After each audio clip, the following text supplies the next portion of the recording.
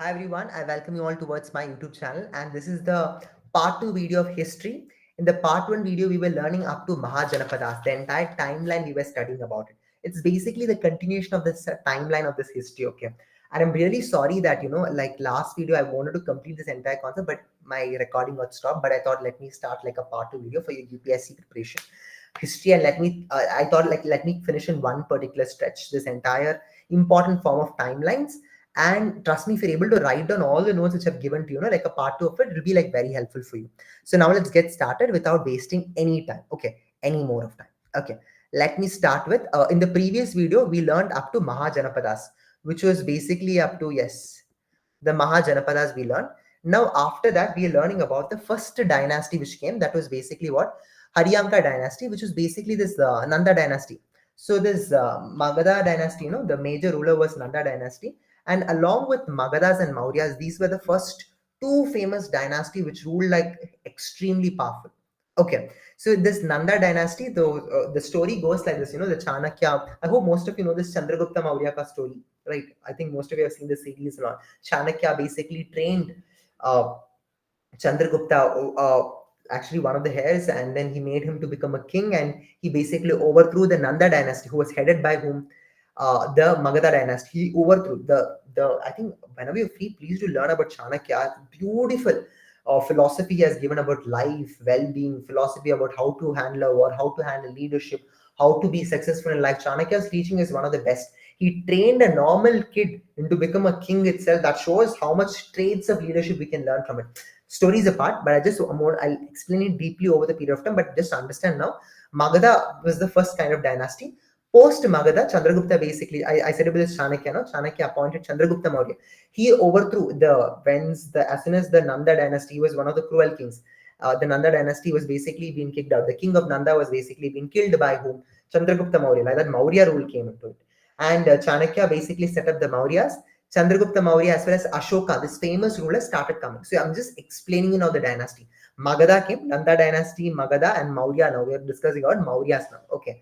The last ruler was what? Brihadrita was overthrown by Pushyamitra Shunga. So even Maurya, even though it was one of the vast, half of the India was basically been controlled during this Maurya time. But every ruler, like there were no great rulers like Chandragupta Maurya. This Mauryan rulers also was not, as the lineage started coming across, they were not great leaders like that. Okay, so what happened after Ashoka? The rulers was not great, and that one of the last rulers of Mauryan Empire was whom? It was actually the Brihadrita, and he was basically being overthrown by the Pushyamitra Shunga, which basically led to the post-Mauryan period. I've just mentioned over here, like, okay, like after Mauryan Empire, Shunga dynasty came, and after Shunga dynasty, which dynasty came? Kanva dynasty came. So Shunga was basically overthrown by whom? Kanvas. Okay, that funny aspect you'll be learning about it. At that same time, post-Mauryan period, if you observe the southern period in Orissa, it was basically been ruled by whom? The Chedi dynasty. The Chedi rulers was basically ruling them. And in the Deccan region, if you observe, during post-Mauryan time, okay, I'm explaining during post-Mauryan time, Satavahanas was basically been ruled out, was basically ruling. And in the South Indian side, if you observe South Indian time, during that Mauryan era and all, if you observe, I'm explaining, even though half of this globe was, half of this, earth and all, like India and all, was basically been ruled by whom? Mauryas and all, but I'm just explaining you. After them, Shunga came, new, small, minute kingdoms started coming. Shunga came, Kanva came, and in the Orissa here, Chedi was there, and Deccan region, Satavahanas was there. And during the Mauryan time itself, during this Neolithic age, see this Paleolithic, Mesolithic, or Neolithic, it's not the exact state format. For different times, different applications will be trying to use it. Okay, so now you already understood this Neolithic age, right? During that time itself, if you observe in South India, there were this from 100,000 BC to 2nd BC. Okay, there came about this three famous rulers who was ruling South India at that point of time. Cheras, Cholas, and Pandyas ruled till the end of Mauryan period. So these three kingdoms, they ruled till the end of Mauryan period.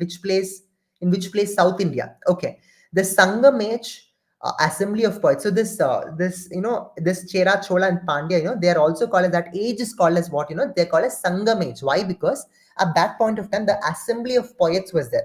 This was from 300 BCE to 300 CE. So this Chola, Chera, Pandya, especially from Tamil Nadu, the South India, they played a very important role. The Sangam age was there. And one more thing which I want to highlight is, during this time only this megalithic period started. What is this megalithic period? They started this cremation, they started like burying, all kind of burial rituals, everything started at that point of time. Like hooftops, they used to create like pots, like cremation things, all that started during megalithic period. Nothing much here, very simple. We learn about Mauryan time. Okay, and then we learned about in Orissa what happened, Deccan region what happened, South India what happened. This is what South India during the end of Mauryan period, those were the three rulers who have basically been ruling. So as after the Mauryan age, what happened? All the kingdoms started diminishing one by one. So first kingdom was who took over the North India was Gupta. Okay, Gupta started obtaining this famous this Chandragupta Maurya, as well as this classical. It's basically known as the classical age of art and culture. Started during the Guptan period. Later, Guptas was basically been overthrown by whom? Huna rule happened, and Gauda kingdom started coming. And after, along with Gauda kingdoms, even the Pushyabhutas came. This famous Harshavardhana, if you observe, they all came during this time itself. So Gupta and all like was basically been declined after Gupta came down. Huna came, Gauda kingdoms came, and along with that, Pushyabhutas came. Pushyabhutas, they also played a very important major role. So just remember this. This is very crucial.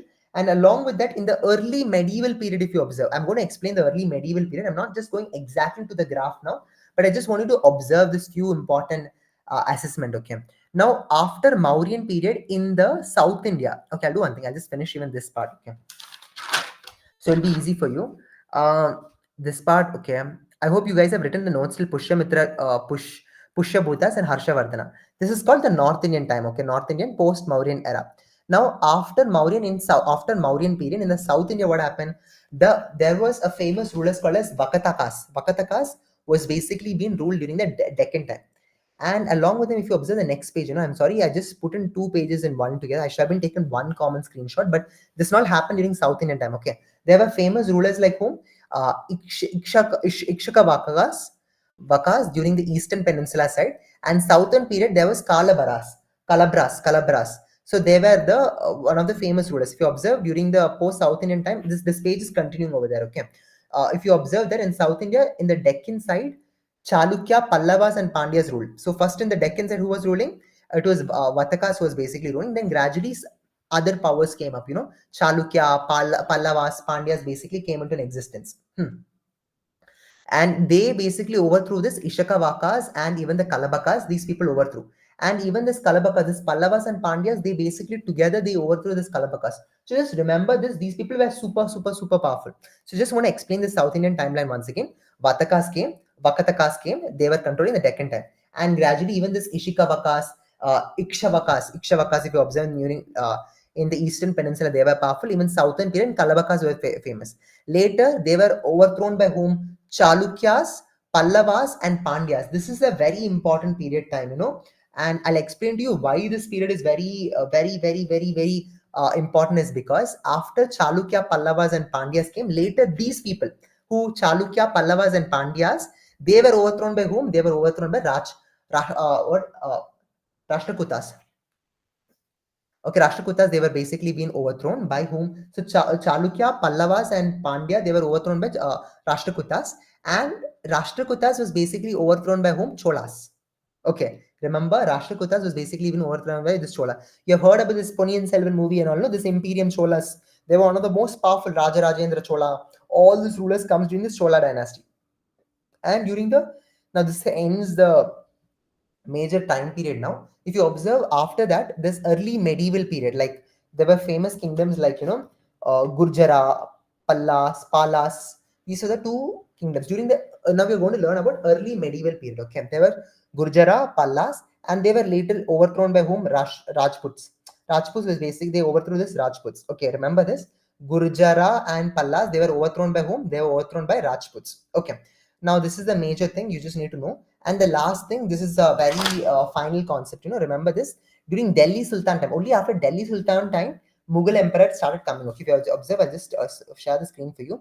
During this Delhi Sultan time, this slave dynasty was there. So first there was Mamluk dynasty, then came Khilji dynasty, then came Tughlaq dynasty, then came Sayyid dynasty, then came Lodi dynasty. And after that point of time, the Delhi Sultanate became very weak.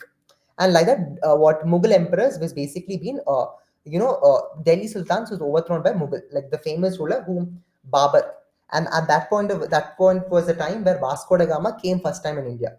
Okay, but during Babur's time only Vasco da Gama came. Later only gradually Britishers started coming, colonial roots started coming out one by one. So this is the entire form of arrival of these things. And just want to highlight during the same Delhi Sultan time itself, this Banmani kingdoms, arrival of this Portuguese also started coming little by little during this time. So just want to refer this particular thing. So exact dates are not sure. That's why we put like circa approximate. No, along with the dates, because different sources giving different forms of date. So in order to not make you confused on all the angles, we are just trying to focus for the same. All right. So that's enough for today. I hope you understood the entire part 2 video about your entire prep of civil service exam. Wish you all the best. Good luck. Let's see for the part 3 video with more kind of insights and updates. Take care. Goodbye. Wish you all the best. Let me stop presenting. Yeah. Bye bye. If you do like this video, please like, share, and subscribe. Okay. Please, yeah.